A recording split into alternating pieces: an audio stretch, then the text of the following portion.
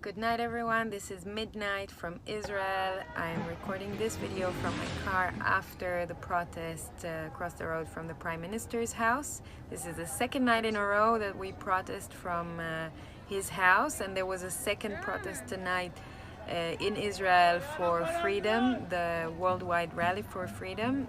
So it took place also in Israel, so we had two protests at the same night. I just want to give you a quick rundown of what's happening right now in Israel. So basically the emergency state is still here with us, although there are only about 26 people that have died in the last few weeks since the fourth wave of COVID was declared. The Prime Minister yesterday, as I told you, was inciting against unvaccinated people. Masks are back indoors.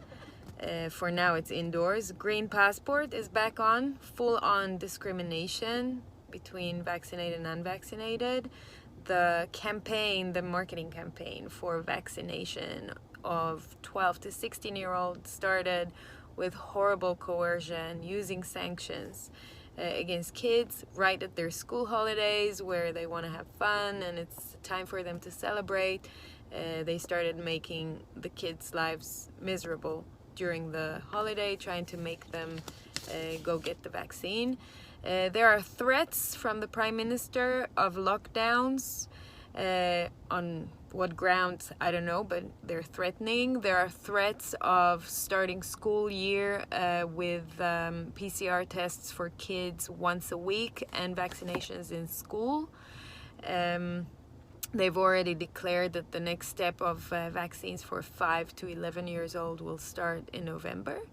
The contract with Pfizer, as you know, Israel is the experiment state where we are the biggest database of data for Pfizer. So parts of that contract are censored, are hidden. There is no transparency while citizens are under the experiment and they're supposed to give their consent.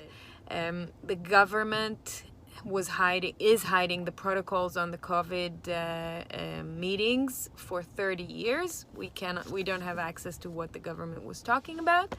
So essentially, as you can tell, things are, just going, just becoming harder and harder. And for many people, it's really hard to live here and to be free and be happy. So these protests are for us to stand for our sovereignty, our human rights, the rights for freedom, the right of movement, our autonomy, our bodily autonomy, the visibility and the transparency of data and the contracts that are being signed, and we are just tools in that. Democracy, where is our democracy? Me and my son are standing firm and strong in our truth and our sovereignty, and I wish everyone to find that inner strength within themselves and stay strong in light of everything that's being done to us. We will win this, and we will continue protesting. We will continue being here and exercising all the tools we have to maintain our truth, our sovereignty, and our freedom. Thanks. Bye.